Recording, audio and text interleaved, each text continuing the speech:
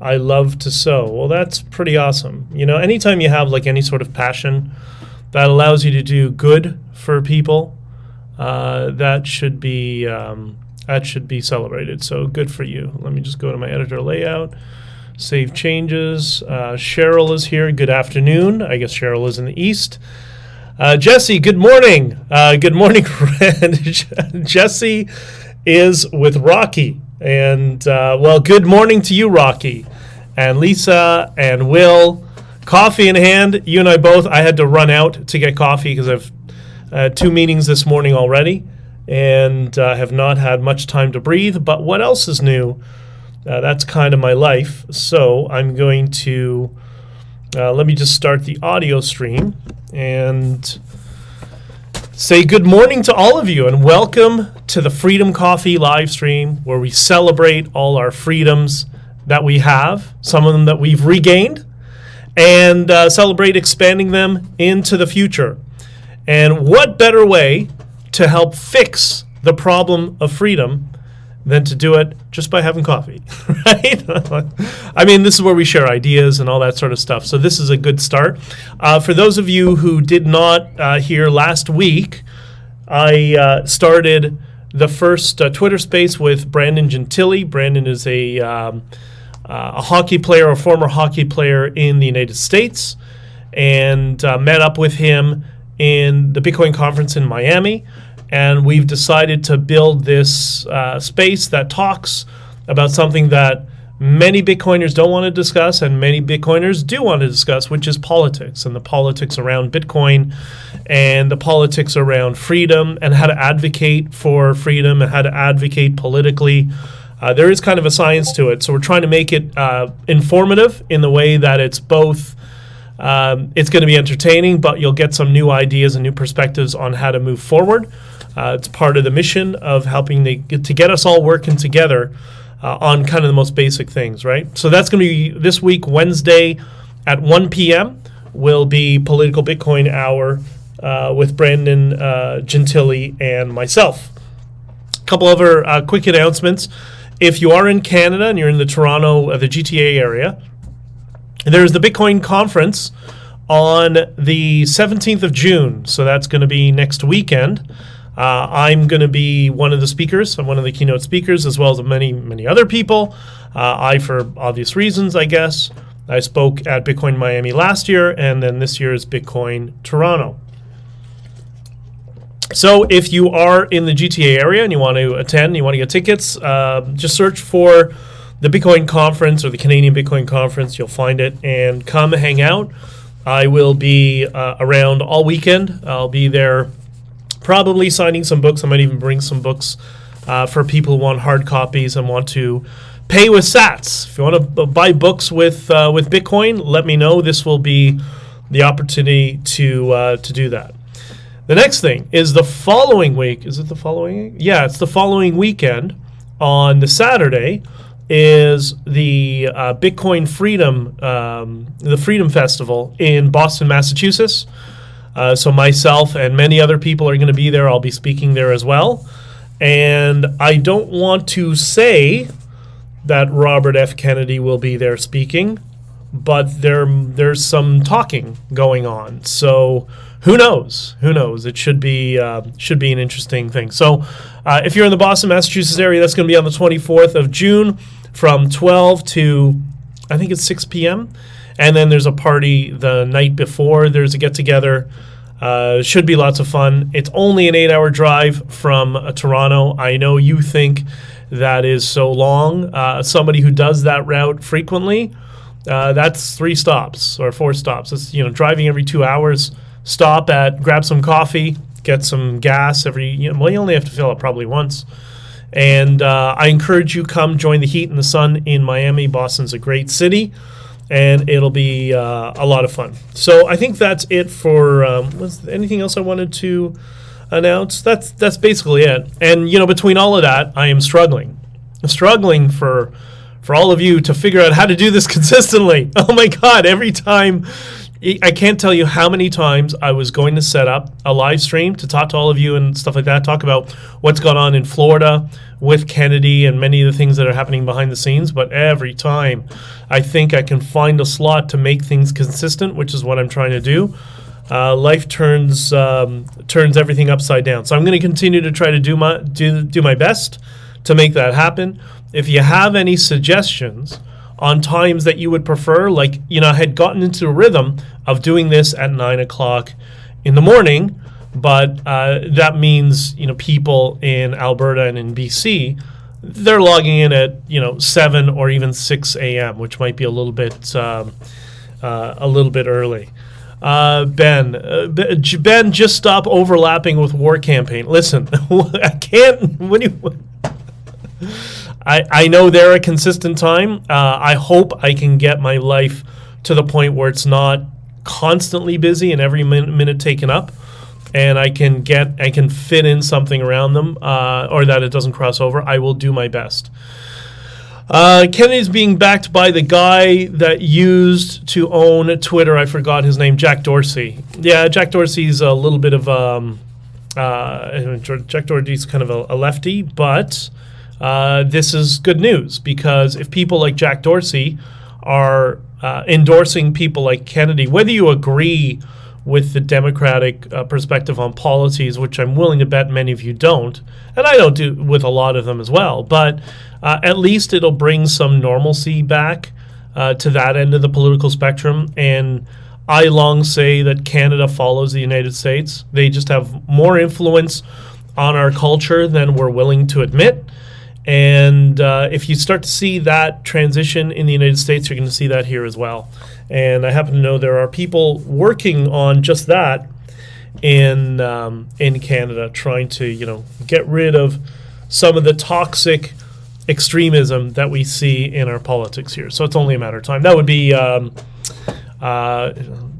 short one, the Hobbit one, Christopher Freeland, that lunatic, and Prime Minister Blackface, and the rest of them. So we have Fires 2. Don't forget, what do you mean Fires 2? I don't understand. Tell me what you think. I don't know what that means. Angie is here. Good morning, Angie, as well. And Megan, and all of you. Cheryl says, how do you like our blue skies, not that now that they are gray? The planes were out full force this weekend. I don't understand what that means. Oh, the wildfires? Is that what you're talking about?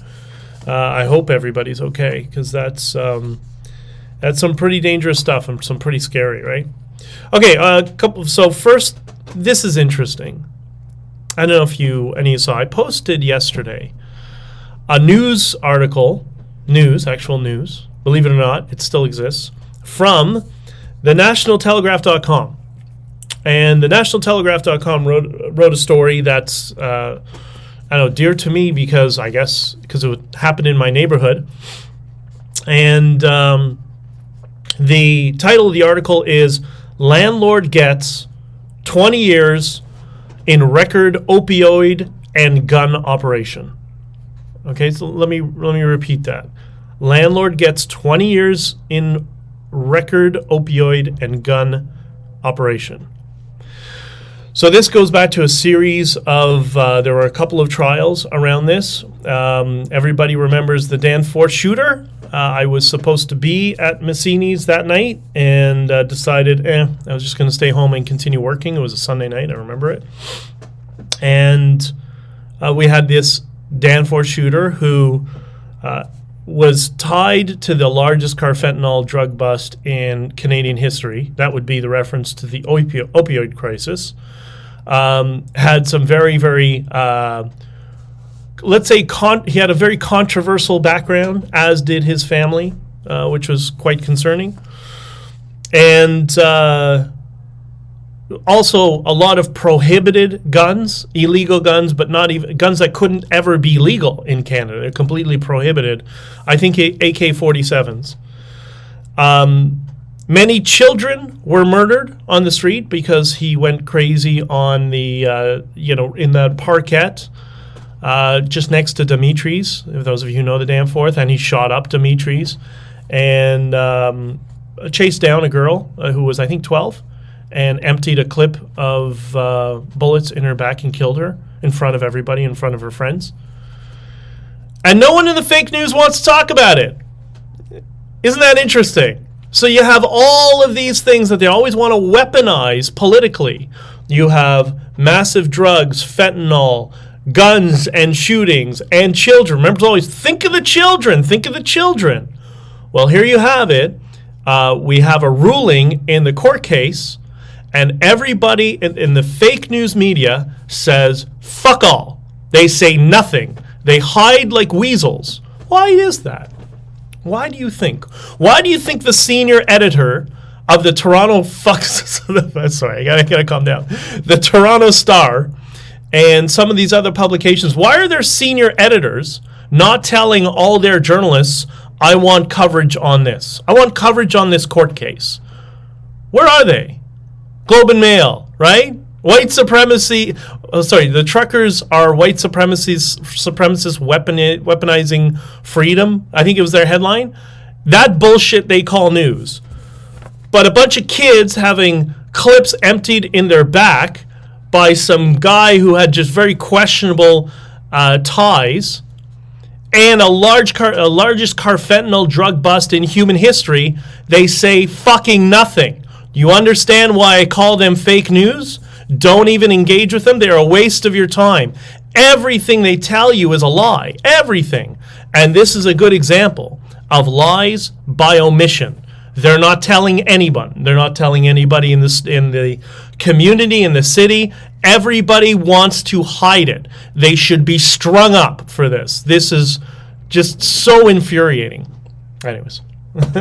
Ben has been trucking a lot lately. Yes, I have. Well, I mean, the Bitcoin conference, I was down there. I was supposed to go for a week, and then I had a bunch of other people to meet with and talk to, and then I decided to take a couple of extra days, and so I hung around in Miami. But anyways, my little rant. I'm sorry. It's just infuriating how full of shit our media and political class are. They're so full of shit. It's the only way to describe them, right? But check this story out, thenationaltelegraph.com. The name of the story is Landlord Gets 20 Years in Record Opioid and Gun Operation. That was that massive carfentanil drug bust, AK-47s, illegal guns, and somebody who had been traveling to Pakistan, it seems, for some reason, regularly. I wonder if that had something to do with it. I just pissed off a whole bunch of people. And you know what? Fuck you. You deserve it. But I love all of you. I know, in positivity. Anyways, but my point is we can't let them to get by this continual lie by omission. That's why every time you can, call them fake news to their face. If you see a CP24 truck on the side of the road, jump in front of them and call them fake news. Just start harassing them. That's what you got to do at this point. Hi, Ben. I believe someone is hacking your Twitter account. I got a PM from someone saying they are you. Oh, they're PMing now. That's interesting. I think it's those Diagolon retards and the rest of Political Convoy, a.k.a. Big Con Canada Inc., very worried about the fact that I've been telling nothing but the truth, and their political narrative is being rejected by all of you.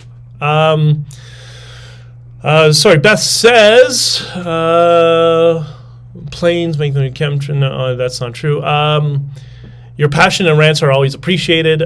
Please read the article. Glad there are a bit of justice for those children. Great. And I see something here. I got to talk about this because I see this popping up all the time. Chemtrails. Okay, I love all of you. There's no such thing. That is fake. As somebody who's gone to ground school, who's had some time in a plane, that is supersaturation caused by wingtip vortices on wingtips. There's no chemtrails. This is the problem with some people on the internet who promulgate this stuff. That is completely and utterly, totally fake in every possible way. And the problem is the reason sometimes there are platforms that will try to promulgate this sort of narrative and get people to buy into it because they want to make the opposition, which is you and us, look dumb. That's what they're trying to do. They're trying to get a big group of people, pro-freedom people, to buy into stuff that's just not real, to make you look not credible to people around you. That's the bait that we can't take. So yeah, no, it's wingtip vortices and supersaturation is what kind of enacts that, and that's what happens on. That's why you see those streaks from planes. It's nothing more. Anyone who tells you it's something else is deliberately lying to you. Deliberately, like they know they're lying to you. So, anyways, love you, but it's important that we all know that. Bridget, I wish I knew how to post these things. I'll figure out at some point how to post the chat thing on here. But Bridget says he sounds like a trucker when driving too. That me? I don't know. Listen, there's times to be in corporate mode and there's times to be in trucker mode. And when people are just blatantly BSing you, well, that means it's time to get out of corporate mode and into trucker mode, I guess. What do you want? Anyways, something else interesting yesterday. I don't know if those of you who saw, I know a couple of you were in there. I was brought up on stage in a Twitter space by Scott Adams, who some of you know I am a fan of, and I've communicated with privately a few times. And I know a lot of people disagree with some of his takes. I think the idea is he's always trying to show both sides of the argument, which is an important skill we all need to develop. We need to know what the other side is thinking in order to engage and all that sort of stuff. It says 55 in the BJ. Bridget, I don't know what that means, but if you can explain, tell me. What is this? I'm also getting another thing up here that says sign in the chat. Okay, well, anyways. So he was doing a space on the topic of who are they that is controlling us. And I think that's an important topic that he's jumped into. Very important for all of us.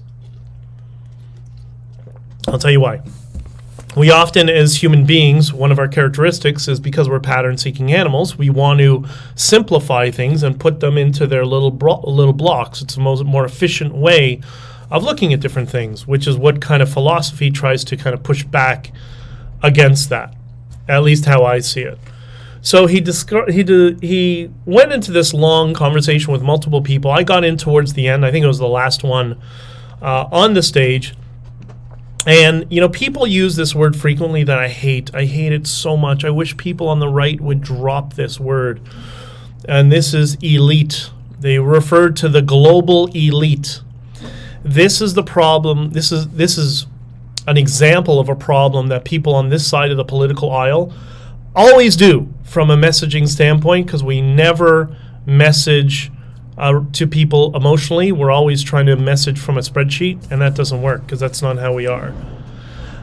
The reason I hate this term, the global elite, because the word elite, much like the word progressive, has positive connotations. And we keep giving these words that have positive connotations to the extremists, and we allow them to control it, right? And they allowed them to define themselves on terms that have positive connotations subconsciously. What is elite? Well, Lamborghini is an elite car. Certain baseball players are elite baseball players, the best of the best. So when you say the global elite, you're saying the global best of the best. I wouldn't describe Klaus Schwab as the global best of the best. Although scavenger, I think, is an appropriate way to describe them. So I try to, as many times, to tell people, refer to them as scavengers. So the global scavengers. And so the context of the global scavengers / global elite is, are they the they? And who's comprised of the they? And it seems to be, from my perspective, and Scott seemed to agree, and we had similar perspectives on this, that the corporate and the global corporate and political class, that those are your global scavengers, the corporate and political class. So the big multinationals with the new revised, we call it the extremist pride flag. A lot of gay people I know are not in favor of the extremist, or some call it the racist pride flag. When you see that the racist pride flag tethered to a multinational corporation, that's your global scavenger, right? That's what they're doing. And it's not, again, referring to they, many of them work with some people in the political class. But it's not like there's a person on the top. Like Klaus Schwab is the guy who's the face of the World Economic Forum, because I think is he a malignant narcissist? I don't know. But he's ordained himself as the head of the World Economic Forum, which I think is the most epic troll ever, to have the guy who looks like Dr. Evil to be the representative of your organization. Like, oh, now we know you're screwing with us, right? So anyways, they went further and further into this conversation back and forth, and people were discussing, what's the they? It's the World Economic Forum, and it's the WEF, and listed off like 4 groups, and they're controlling everybody.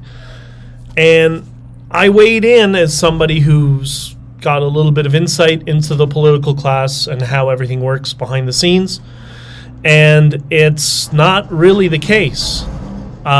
Is anyone else getting reverb? I don't know. You shouldn't, because I have everything off. Beth says trucker mode is more enjoyable and entertaining. Thank you, Beth. So anyways, let me back to my point. They will list off these organizations that we all know that are propped up by sometimes right-wing media that wants to group them and collectivize them as they that's the enemy. That's who's doing everything. But real life is more complex than that, right? I put in the thumbnail for this video a picture of Klaus Schwab and Donald Trump. Are you telling me that Donald Trump is in the same group as Klaus Schwab? Or that Elon Musk, whether you like him or not, is in the same group as Bill Gates? I mean, they're both billionaires. They're both, elite, financial elite around the global stage, but they couldn't be more opposite. So how are we putting them all in the same group when they have completely different value sets, as evidenced by Elon Musk, whether you agree or not with some of his, like with Tesla and stuff like that? It's a different perspective. But I wouldn't put him in the same group as Bill Gates. And the danger of this is, you know what we're doing when we do that? We're becoming lefties. That's what lefties do. They put people into groups. They collectivize everything. So they're training us, or the people on the political right, I guess, are priming us to fall into similar echo chambers as people on the left. Because what do they say? Oh, it's the 1% versus the 99%. Well, what are they priming? What are we being primed to believe on the other side? Oh, it's the global elite versus everybody else. That's not how life works. It's not. It's way more murky and complicated than this, right? So what's interesting, I connected with somebody. I don't know if I should say her name, but she is wonderful. She's very, very nice, from the Bitcoin community. I'll find out with her if she wants to talk. If she does, maybe we'll have her on as a guest. She had worked with... she worked tangentially to the World Economic Forum. She worked for a company that was consulting with the World Economic Forum, I believe. So she was in there. She was part of it. She went to the conventions and all that sort of stuff. And she is not a supporter at all of mandates, of all the kind of globalist stuff. Like, she's complete opposite of that. I mean, evidenced by the fact that she's a Bitcoin pro-freedom libertarian type person. So I asked her, I said, this is how I worded it to her. We were having a conversation back and forth when she told me that, she used to go to the World Economic Forum conferences. And I said, okay, this is what I said, quote, I'm trying to show people on the right that it isn't some massive conspiracy theory, just a bunch of opportunists trying to gain power by selling us out, but they would just as quickly stab each other in the back. Would you agree with that assessment? Now let me repeat that, just so you know, okay? And this is exactly how political parties work as well. That's why I'm not going to ever be, team red versus team blue. No, it's all murky because everybody in those teams is stabbing each other in the back. They're all going directionally in the same direction, but they would gladly stab each other in the back, and they do frequently, as we've seen sometimes in the public sphere. So this is what I asked her again. I'm trying to show people on the right that it isn't some massive conspiracy theory, just a bunch of opportunists trying to gain power by selling us out, but they would just as quickly stab each other in the back. Would you agree with that assessment? So what do you think her response to that was? Also watched What is a Woman? Yeah, I watched that in the truck as well. I should talk about that soon. It was really good. It was really, really good. So the response that I got to that from her was 100,000% right. I think you've actually summarized it better than I've ever been able to. That's how dead accurate you are. And we talked a little bit more, and the idea here is we need to get away from empowering organizations like this by saying that they are they control everything, they control our governments. Like when Klaus famously said, how did he put it? He said, we have 50% of the Canadian cabinet are World Economic Forum graduates or whatever. Okay, he's full of shit. Yes, he has Chrystia Freeland, who's on their board, and, a blackface will just do whatever is told anyways. He doesn't really think for himself. But 50%, come on. No, he doesn't. He might think he does, but he doesn't. And when we fall victim to the leftist philosophy of collectivizing groups and saying it's us versus them, it's on the left, the 1%ers versus the 99%, or on the right, the global elites versus all of us, we're empowering them. We're trying to say that they have power. They don't. Klaus is kind of a joke. He's seen as like a cheap car salesman. But because I know people who've gone to the World Economic Forum, and they explained this to me. They said, I hate this thing. It's a money grab, is what they look at it. But it's a tax write-off for my business, so I can go and I can write it off. And I go there because I want to meet up with a CEO of a much larger company that I've always wanted to do business with because they have a lot of opportunities in a market that I have no exposure to. So I bite the bullet, I go to the World Economic Forum, and I try to make contact with them, right?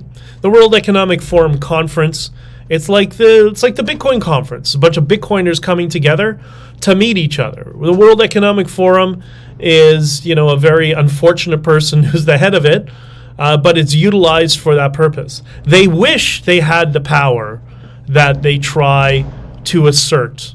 And the more we take the bait, the more we give them power, right? But it's just a racket. That's all it is. And it was really interesting to talk to somebody who's had exposure to it to understand that, yeah, it's exactly what we thought. There's no they versus us. The only thing we do have is we have the political class versus us. And the political class is interesting because they don't, like all extremists, they never think they're evil. I remember being at a political event where somebody said, I couldn't believe this. This is at one of those living room events. This is a conservative. And he said, this is the stupidest thing I've ever heard politically. He said, we need to, he didn't use the words control. We need to be making the decisions politically because most people have no clue what's going on, are easily manipulated, and will shoot themselves in the foot. Might have a point. I don't agree entirely, but look at the lefties with all the extreme, gender theory, critical race theory, all that sort of stuff, right? How many people buy into that nonsense? So I'm not saying I agree with him, But that's the argument for the other side. And that's why it's important to always understand the arguments from both sides, because it's never black and white. It's never we're 100% right and they're 100% wrong. It's always, life is messier than that. And I think that's what Scott Adams was trying to show with his Twitter space of who are the they. The global corporate scavengers who want to gain more power and more influence and expand into different markets doesn't mean they're always evil. Sometimes they'll do things that end up being evil, but you know who do the most evil things? Governments. Nobody has killed more people in human history than governments. Look at the 20th century alone. You know, everybody, all the lefties always go to Nazis, World War II. Okay, well, that was the government. And Stalin was the government. And irrespective, whatever your perspective is on, I don't know, the Iraq War, Vietnam, those were governments. It's the governments that kill people, not corporations. Yeah, corporations have had mistakes, there's no question. They've had bad leadership. The Ford Pinto was an example of that bad leadership making immoral decisions. But the groups that kill the most people in our society, in our history, are governments. By a mile. Anyways, so I hope that's a good way to explain all this sort of stuff from my perspective, at least how I see it, having seen a little bit how it goes on politically behind the scenes, knowing some of these people participate in this stuff. Let's not take the bait like the left does on the 1% versus 90% over the, they versus us. It's more murky, right?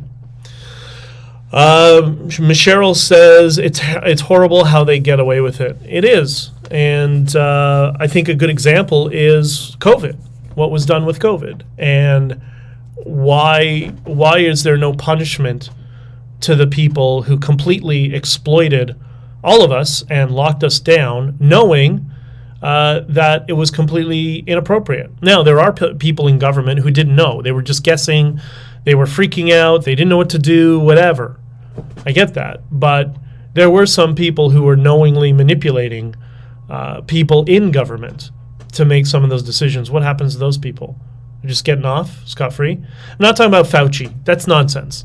That's cartoon nonsense. Just throwing this idiot in front of the TV to blame him. It's not Fauci. It's the people behind the scenes. It's not him, right? That's just that's the piñata that you can all hit and think. Whenever you see, I'll tell you a little secret, at least what I've seen, how things work politically behind the scenes. Whenever you're taught it's just one person, that's a lie. It's never a lie. It's never one person. Think about all the people you know in government and how they behave. If you ever interact with them, no one in government nowadays will ever make a decision on their own. It's always, let's get a subcommittee and a subcommittee of a subcommittee, whatever. Nobody ever makes any decisions. Yet when we want to blame somebody, they're just going to pick one person. Yeah, Theresa Tam is a good example. Who's empowering Theresa Tam, and what's the network of people behind her and the people who have funded her? Those are your people. But they're using her as a veil. And she willingly does so because many of these people are narcissists who want as much attention as possible. But it's never as simple. That's why I get so frustrated with Trudeau's destroying Canada. Yeah, he is. And so was Jason Kenney, and so was Doug Ford, and so was Tim Houston, 3 conservatives. In the case of Doug Ford, who was implementing COVID passports to go into the store. That was your government, your conservatives that did that to you, right? That's not Trudeau. Yes, Trudeau is leading the ship. There's no question. But where was the pushback from him, right? Leadership is tough. Leadership is not just saying yes and defer to a committee and you can blame them. No. That's called being a weasel. Being a leader means you get to say no when it's least convenient and more difficult. And we have not one leader amongst us. Nothing. Which is why I think people are going a little nuts. But anyways. But she's getting rich to push it. They all need to be in jail. I don't see, Jesse, I don't know if I can agree or disagree. Is she getting rich from it? Maybe. How? Everything I've learned in politics is it's not It's always about the money, but three layers down. It starts with influence. It's allows them to build their platforms. They're really obsessed with power, a lot of them. And, the money always goes into some secondary corporation that they may be on the board of directors or whatever, something like that, right? I would agree, but I would agree, Ben, but Trudeau is really screwing up on multiple levels. No, Jesse, they all are. All of them. It's not Trudeau. Trudeau doesn't make any decisions. He's a puppet. He makes no decisions. Nothing. There's nothing working in his brain. There's 20 people in PMO. They run the country. Omar and Jerry and Katie. Katie's firm, who controls the Conservative Party now, by the way. It's all of them.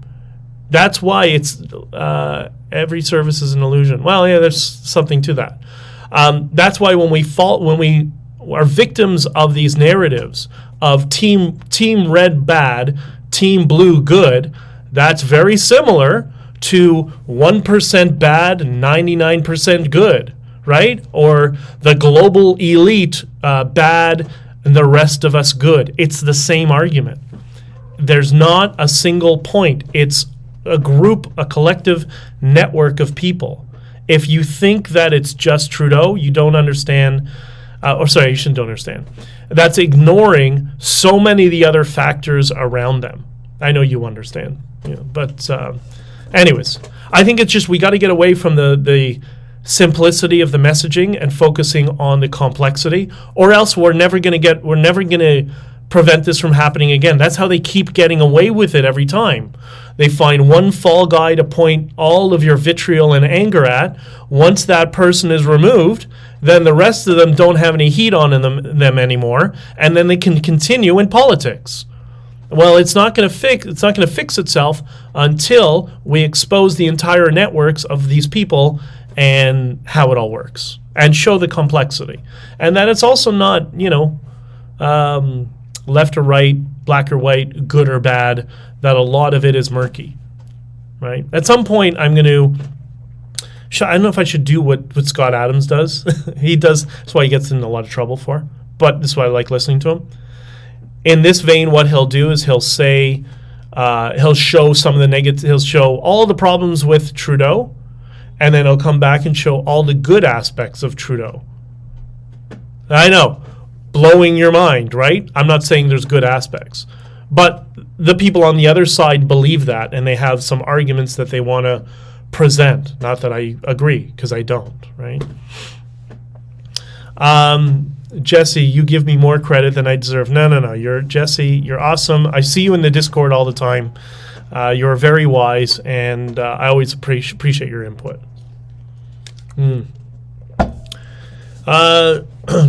Yeah. Beth says on Locals, punishing scapegoats will not fix the problem. Exactly. And I will do my best over time to help expose these networks, how they operate, which is why I want to discuss the World Economic Forum and how it operates. And it was just fascinating to have her tell me that that's exactly what it is. It's just, it's not quite a racket. It's just a bunch of opportunists who are leveraging each other to expand their markets. And sometimes they end up doing bad things. Sometimes they end up doing good things. You never know. I don't know what good things, but, I'm sure they do. Do we want to discuss excess pride? I don't know if I want to go there. Good afternoon, Sonia. It's good to see you. How are you, dear? It's a team effort. The overlords, Laurentian scavengers, and Chinese money calling the shots, puppets, actors, not very good ones at all. Okay, so here's there's a perfect example, Beth. She says, the Laurentian scavengers and Chinese money. Are they aligned? Do you think they're aligned? Because from what I know of the Laurentian scavengers, they're just out to profit for themselves. That's how they've always been. To exploit Canadian politics to profiteer, right? How does that help the Chinese? The Chinese are there to expand China's economy, which is collapsing from the inside.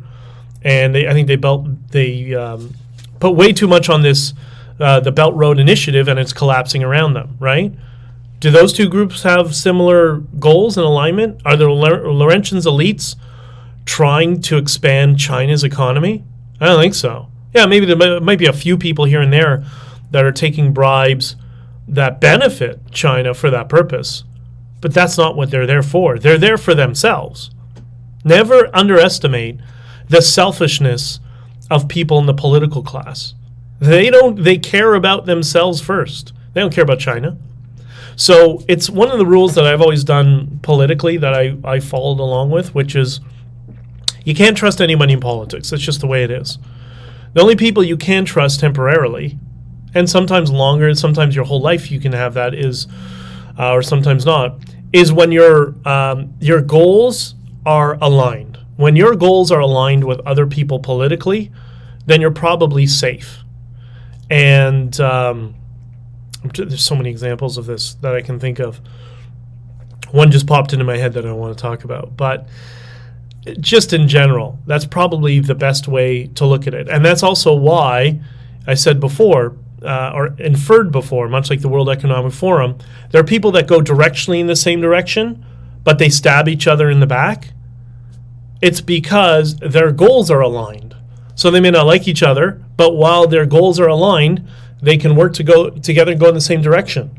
And then once their goals are no longer aligned, you'll often see this with like leadership races, primaries, stuff like that, then they start stabbing each other in the back, right?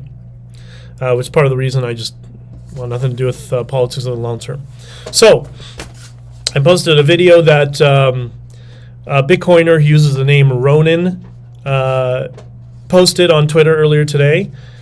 And it was the experience of somebody going to school. I don't know where it is. I don't know what jurisdiction. He didn't put it there. But it serves as an anecdotal example. It shows that there's a little excess pride going on in this school of elementary students. They must have been, I would think they're grade 3, grade 4, maybe grade 5. And rainbows everywhere, and not the pride flag, but the racist pride flag. I call it the communist pride flag, the one with the triangles. That's the communist one. And they're all waving that, like it just looks full indoctrination. Now, as many of you know, I know a lot of gay people, and I don't know anyone who is not embarrassed by what's going on and how that community is being used.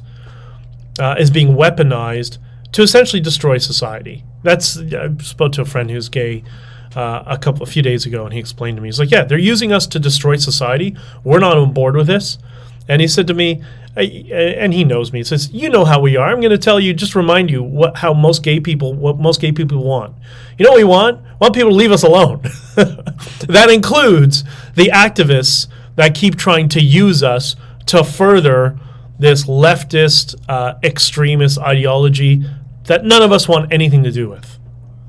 That's how most of them feel, and they're quite disgusted, and they don't know what to do. They're really, because if they speak up, the activists in their community will publicly shame them, and they just don't want the aggravation, much like many of you don't want to speak up so boldly in your communities because you don't want to deal with the harassment. People in the gay community feel exactly the same way, and they don't know what to do.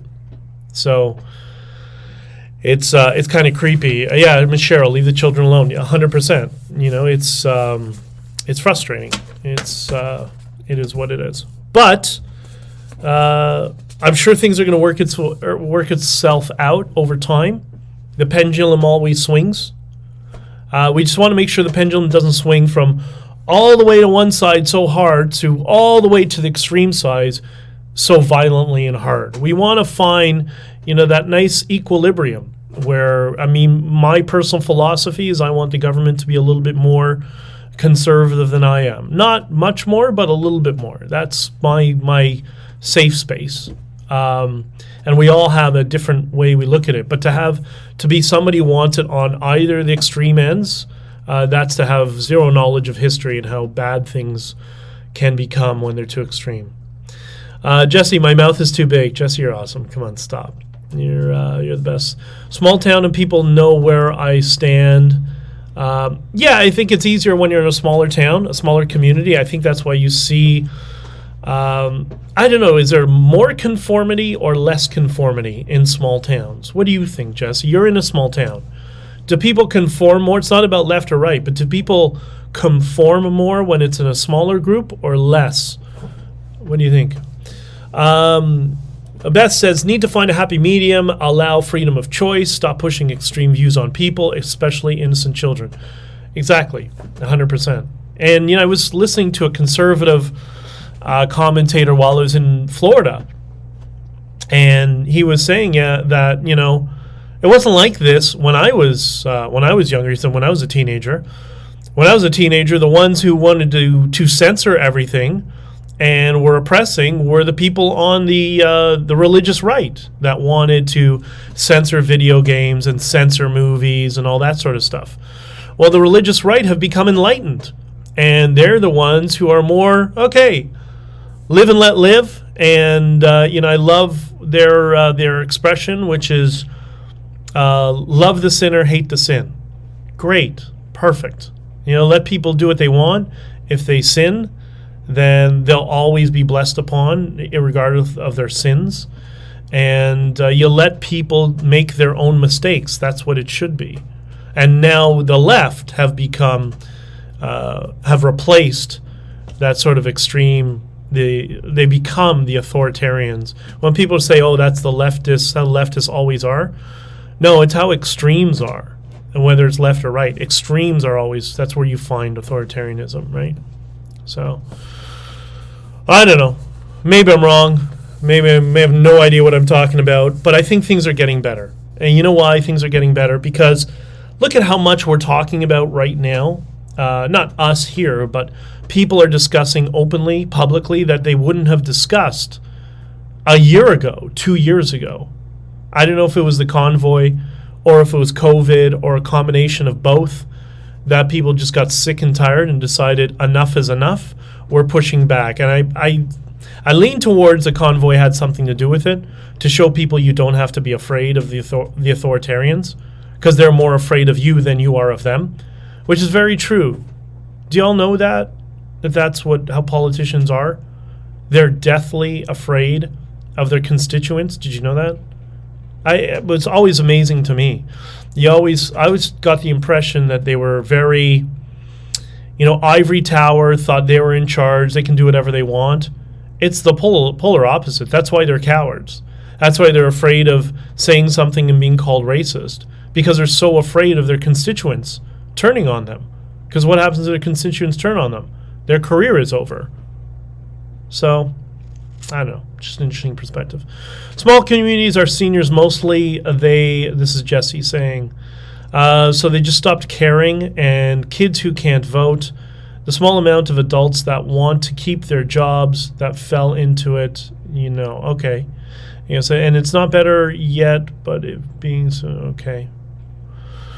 All right, well, anyways. No, I didn't know that. Great explanation. Yeah, that's why I've told people, Cheryl, thank you for Cheryl. That's why I've told people in the past, contact, you hear people often say that politically, contact your local representative, but don't contact them. Contact their staffers and be nice to their staffers, because if you're not nice to their staffers, they'll just ignore you and they won't put you on the docket. And why do you have to be scheduled with a meeting that takes so long? It's because they're doing so many other things. One of the things that's funny, somebody told me over the past several days was, people call the constituency office and say, I want to see my MP right now. And it's like, you can't. Why? Because they're in the House. They're right now in the parliamentary chambers. They're not going to leave the parliamentary chambers to come see you right at this minute. They need to vote, which is what they're there for. We're going to talk about that, I think, a little bit more on the Political Bitcoin Hour on Wednesday. We have a few topics we're going to discuss at 1 p.m. So if you are on Twitter, then you'll see I've posted it and you'll be able to join. And if you haven't, if you're not on Twitter, get on Twitter and come join and throw your hand up and come on the stage to ask some questions. Should be a lot of fun. It's a little bit of Bitcoin, and a little bit of politics, and lots of positivity. And all of this kind of shows this is why you should be positive, because your political leaders are scared of you and your constituency. And the more of you that they are in a group, that's when they really get scared. That's why you're starting to see a pushback. We're able to talk about things now openly that nobody would have, or few of us, maybe I would have, but a few people would have talked about a year or 2 years ago. And that documentary, What is a Woman, is a good example of that. I also give a lot of credit to Elon Musk. I know a lot of people here don't like him. Well, you know what? He took a $44 billion gamble, sold a lot of his Tesla stock that he didn't want to sell to open up Twitter to try to give it freedom of speech. Now, he brought in that person, the CEO, who was involved with the World Economic Forum. But what did I tell you before about the World Economic Forum that was confirmed? Here, I'll read it again. It's not some massive conspiracy theory, just a bunch of opportunists trying to gain power by selling us out. They would just as quickly stab each other in the back. Would you agree? 1,000% right. Okay, so the fact that the new Twitter CEO was somehow involved in the World Economic Forum, a group of opportunists selling each other out and stabbing each other in the back. Okay, she's trying to get advertisers into Twitter. So that was a business decision of I need to keep the advertisers happy, so I need to point somebody who knows people in the global business community to say, here you go, I have somebody who understands you. So what happened? What is a Woman was blocked. So Elon Musk stepped in and said, that was a mistake. Didn't excuse it away, didn't wish us, yeah, it was a mistake. We'll make sure it doesn't happen again. That's progress. We wouldn't have had that 2 years ago. Look how much better things are getting. And I think it's just going to get better over time. Like I've said many times, there's going to be bumps along the road. But the bumps are the little life's challenges that make things interesting and give us something to talk about, right? So, I don't know. I'm bullish on positivity of the future still. Miss Cheryl, I called my mayor. All my concerns were labeled conspiracy theories. I'm in Sarnia, a border city. Okay, yeah, so for people who don't know, in the United States, Sarnia is right on the border of the United States in Western Ontario. You know what? I'll give you a tip, Cheryl. You know who you call? Find out on your city council, not the mayor, who is most politically aligned with you. And even better, if you can find somebody who's politically aligned with you who doesn't have a lot to do. So I often tell people, I learned this many years ago, when you want to advocate for something politically in Canada, find a member of parliament who's in a rural area of, like, I don't know, rural Saskatchewan or northern Alberta or northern BC. You find an MP who is not a minister, who doesn't have a busy portfolio, who aligns with you politically. Contact that person's staff. So many of them are just looking for something to do. So reach out to them, find that equivalent on your city council, set up a meeting, be nice, be courteous, bring them coffee, I don't know, something like that, and just chat and explain that this is the problem and say, how are we going to help? How are we going to solve this? Offer yourself as somebody who's going to help contribute. Like, don't be, if you threaten them, the slightest little indication of a threat, like if you talk how I do here, right? But this is more just, I'm not, like, I'm very different when I'm with politicians, of course, and they know how I am and we all kind of understand each other. But that's the way to do it. Be respectful, find people who have lots of time on their hands, and who are more politically aligned with you than anybody else. That's the person you want to reach out to. So give it a try. Cheryl, let me know if you do that, and if it works, I'm interested to see, and if I can help in any way, let me know. Okay, I think that's it for now, and I hope I didn't disappoint Rocky, but tell Rocky if he has some ideas, Jesse, some time preference of when I should do live streams, that I'm willing to consider his options. The problem is, I try to do 9 o'clock every day, but then I'll get a Marlborough dispatch. If I go to Marlborough here's the problem. If I go to Marlborough, I'm doing 9 o'clock, then I don't leave until 10. That inevitably, every hour I'm late the next day pushes me back like 5 hours coming back. And so leaving earlier allows me to get back at a reasonable time, usually, not always. But if I leave late, I'm just not coming back at a reasonable, and I have so many other things to do. So I'm trying to find some balance. And right now, temporarily, the political Bitcoin hour on Wednesday at 1 o'clock is a good balance for that. All right. So the other thing is June 17th, the Toronto Bitcoin Conference. I will be speaking there and signing books for anybody who has a book.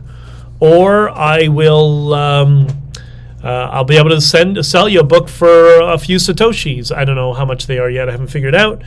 And I'm not going to bring a whole bunch. I'm just going to bring, a couple boxes of books for anybody who wants one. And it should be lots of fun, I promise. Good time for us to get to see each other and interact personally. It's going to be a smaller conference. It's not going to be like the Miami conference that was... Last year was 65,000 people. I don't remember what it was. This year was smaller. And then on June 24th, you're going to start to see some promos running around that. I keep retweeting some stuff. In Boston, Massachusetts, is the Mass Adoption Bitcoin Freedom Festival. I'll be speaking there, as well as many other people, like really prominent people in the Bitcoin space, and some other surprises. So if you're able to make it out to Boston, great. If you want to come, and you know other people who want to come, hey, why don't you get in a car together, grab a hotel overnight, come down to Boston and have some fun. Should be a lot of good, right? Cheryl says, my love to all, and igualmente for you too, Cheryl. Lots of love to all of you. I hope you have an awesome day, and be good to people, be good to everybody else. I hope I didn't rant too much. Check out that article in the National Telegraph. Landlord gets 20 years in record opioid and guns operation. That's very interesting, and share it out, please. It's important that people in the fake news media don't get to ignore this stuff. Rocky will write a book, and you have to come to his book signing. All right. Well, with AI, you might be able to do that, right? Lisa, BJ, get your butt out to BC to sign mine. Oh my God, I want to. I want it really badly, actually. I'm talking to some people in Montana, and there might be an opportunity to go to Montana and BC in one trip.